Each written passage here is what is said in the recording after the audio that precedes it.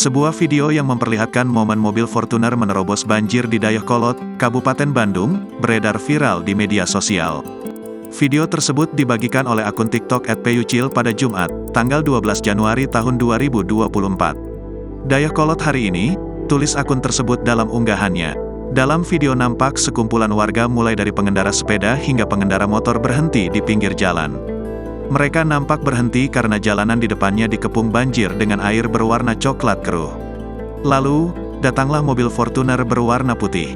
Berbeda dengan pengendara lain yang menghentikan lajunya, pengemudi Fortuner itu nekat menerobos banjir tersebut. Mobil itu menerjang banjir dengan kecepatan lambat hingga badan mobil nyaris terendam setengahnya. Namun, warga setempat yang berada di lokasi justru menyoraki mobil tersebut.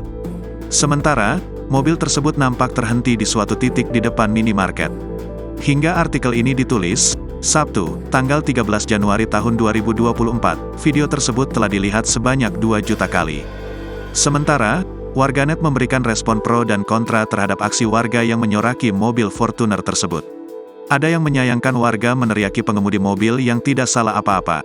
Lalu, ada pula yang beranggapan bahwa warga bermaksud mengingatkan pengendara tersebut agar tidak mengalami mogok di tengah jalan. "Kenapa harus teriak-teriak ya?" tulis seorang warganet di kolom komentar.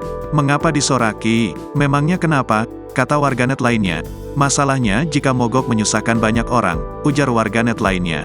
Sebelumnya, hujan dengan intensitas tinggi yang mengguyur kawasan Bandung Raya, Kamis, tanggal 11 Januari tahun 2024, mengakibatkan banjir dengan arus yang kencang. Salah wilayah terdampak yaitu Kampung Lamajang Pentas, Desa Citerep, Kecamatan Dayakolot, dan Kabupaten Bandung. Curah hujan ekstrim tersebut mengakibatkan bibir tanggul Sungai Cigede jebol hingga menimbulkan banjir hebat yang menerjang Kampung Lamajang Pentas dan sekitarnya. Penjabat Gubernur Jawa Barat B. Mahmudin bersama jajaran dinas terkait bergerak cepat meninjau lokasi yang mengakibatkan sekitar 2.000 rumah terdampak.